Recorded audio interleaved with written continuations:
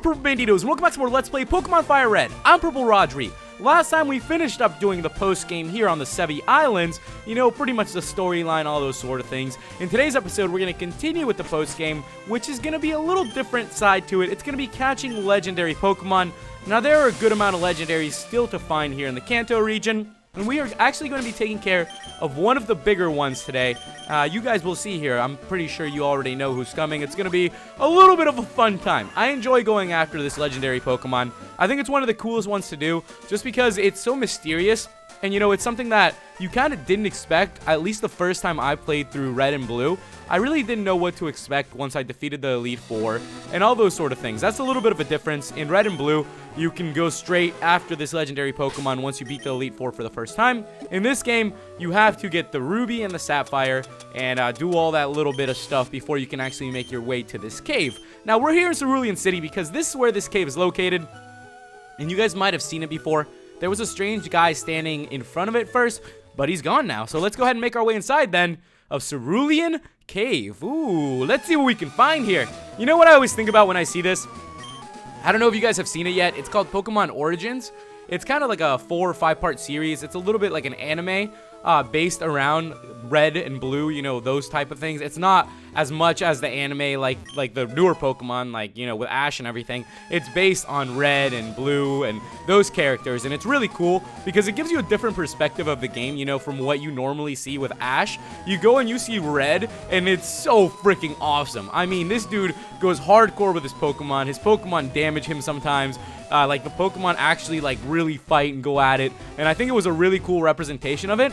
And not to spoil it, but, you know, obviously, the Elite Four happens, all those sort of things, and eventually they do come to this cave, and the way it was explained and the way it goes and shows it, it's just so freaking cool. I really love the fact that they showed the cave and the Pokemon that we're leading to, and it was just really awesome. I highly suggest, if you guys haven't seen Pokemon Origins, you check it out. It's a really, really good, like, little mini series, and I definitely kind of want to rewatch it right now. If I didn't have class here in a little bit, I'd probably rewatch it because it's so freaking cool. There's a lot of little items here. I'm not really going after that. I'm kind of just trying to get to the legendary Pokemon. I sort of remember where we're supposed to go, and we're actually getting really close to it. Another fun fact for you guys is that the Pokemon in this cave are really, really, like, high level. So if you're trying to train up, I highly recommend you train here. This is a really good spot. I actually trained in this cave to get my first Pokemon ever to level 100, and it was a Charizard back in my FireRed. Alright, guys, so we made it. There's a Pokemon in front of us. We're going to save very quickly. Then we're going to come back and be ready to take it on. Okay, guys, here we are. There's a legendary Pokemon in front of us, so why don't we go ahead and talk to it? Mew! Here we go, Rodri versus MEWTWO. Here we go, guys. Time to take on the level 70 MEWTWO, probably one of the strongest Pokemon in this game, if not the strongest. Once again, I'm going to throw out my strategy to you guys. It's basically going to be Thunder Waving, weakening it down. It does have Recover, which is probably going to make this a much more difficult battle.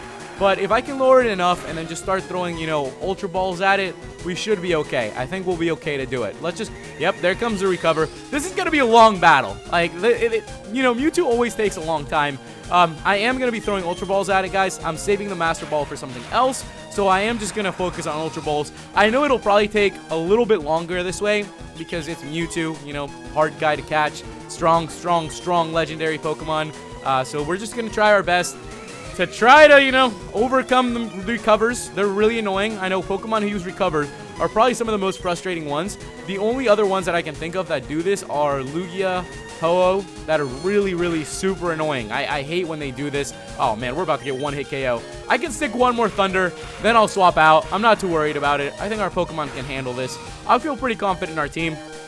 You know, even though MEWTWO's like 10 levels above us, I think we can do this, guys. All right, come on. Let's go for the, Slam. Yeah, let's go for the Slam. Maybe it'll do a good amount of damage.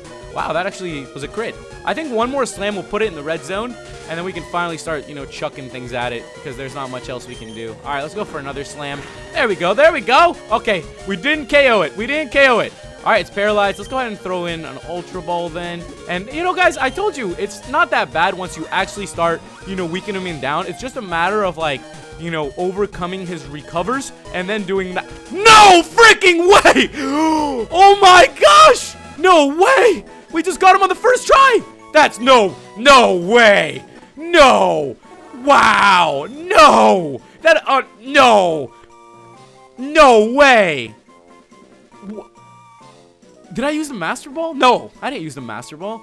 Mewtwo, genetic Pokemon. Height is 6'7", weight is 269 pounds. And, wow, I'm actually really surprised there. I thought it was going to take way longer. I think we just got really, really lucky. Don't know what the chance of that happening is. I really hope I didn't misclick and use the Master Ball. It was kind of like out of it when I zoned out because I was just surprised we caught it. I'm pretty sure I didn't, but all right, guys, we're done with that now. Wow, okay, there's the Master Ball. We're good. Weird. That has never happened to me. I've never caught Mewtwo that easily, so we just lucked out there. We didn't have to stick around that long. Awesome. It looks like we're done here with Mewtwo, so let's go ahead and escape. I can't believe that just happened. Whoa, that was something. That's why I called him Onesie, because it's just one time. I can't believe it. Wow, that was really good luck on our part. I still can't believe it. I'm a little bit in awe, because I thought it was going to take me a lot longer. Now I am going to be back, because I got to figure out what we need to do now. Okay, guys, I wasn't really expecting to catch Mewtwo that fast. I really wasn't. I thought it was going to be a lot more difficult. So I guess we're going to continue on, and we're actually going to be going after another legendary Pokemon. I really wasn't planning for this. I was probably going to do this at another time, but why not? If we caught Mewtwo this fast, we might as well continue on with the Pokemon hunting. So what we're going to do now is pretty basic. We're actually going to be going after a runner. If you guys know what a runner is, it's one of those Pokemon that run around, they run away from you, and they're a little bit tough to find because they keep changing routes. Now, this Pokemon is actually based on your starter. So I believe if you started with Bulbasaur, you get Entei. If you started with Squirtle, you get Raikou. And if you started with whoever, Charmander, you get Suicune. I believe that's what it is. I think that's how the matchups go. Pretty sure that's how it goes. So, oh man, this takes forever. Is there any way to speed through this? Oh, okay, you can move it to the right. You can move it to the right, guys. Yeah, what sucks is you have to do this pretty much every time. So for us, it's Entei. I've actually already seen it in the grass. So now it's just a matter of running him down and chasing him down. To find him for the first time, it actually has to be a random encounter. What I suggest to you guys is get a Pokemon that's like level 45. Put him in the front, use your repels, go in a route, and just like this kind of route right here. And then just go in and out, run in the grass, go back in, run in the grass, go back in, run in the grass.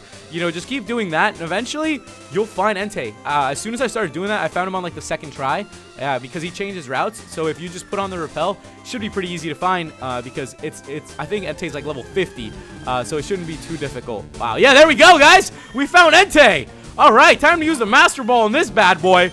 Yeah, surprise, surprise. I'm using the Master Ball on Entei because runners are really, really annoying. And, you know, we don't really have much more legendaries to catch. So let's just go ahead and check on the route then. You can always, you know, it's kind of annoying, but you have to do this every time to check where the Pokemon are. So let's go ahead and take a look.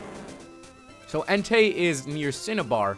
We need to keep going in and out, guys. So I'm just going to keep doing the little trick that I told you guys, and I'll be back once we found where Entei is.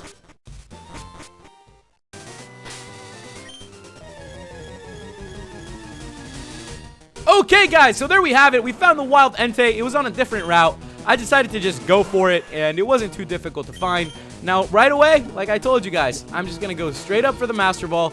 I'm not messing around. I hate when these things flee, and I don't really have, you know, a Pokemon to keep it here. So we're just going to throw out the Master Ball. I'm so glad I didn't use the Master Ball on Mewtwo. I really did think for a second I was going to need to. With that, Entei was caught, and we caught ourselves the second legendary Pokemon of the day. So there we go, guys. Entei's caught. It's a volcano Pokemon, a Pokemon that races across the land. It is said that one is born every time a new volcano appears. So let's go ahead and give this Entei a nickname. I've always wanted to ride on an Entei. I think they look super cool. Ever since I saw that Pokemon movie, I was like, man, how cool would it be to ride on a legendary Pokemon's back? You know, either Entei or Lugia. Those are probably my top two to ride on their backs. I think it would be really, really fun, you know, to just go for a ride. And I'm going to go ahead and name him something weird. And it's going to be Enano, which means, like, little, you know, in Spanish. So with that, guys, we're going to go ahead and send him to the PC. And with that, guys, we are done with the Pokemon hunting for today. High fives all around. Did not expect us to catch 2 legendaries, but you know what? We take things as they come. And I am still very, very surprised that we actually caught Mewtwo on the first ball. Yeah, that was kind of weird. That's never happened to me. Next time, guys, we'll continue with the legendary hunting. So if you guys have any tips on what's coming up, let me know. Thank you guys so much for watching. I'll see you in the next episode. Goodbye.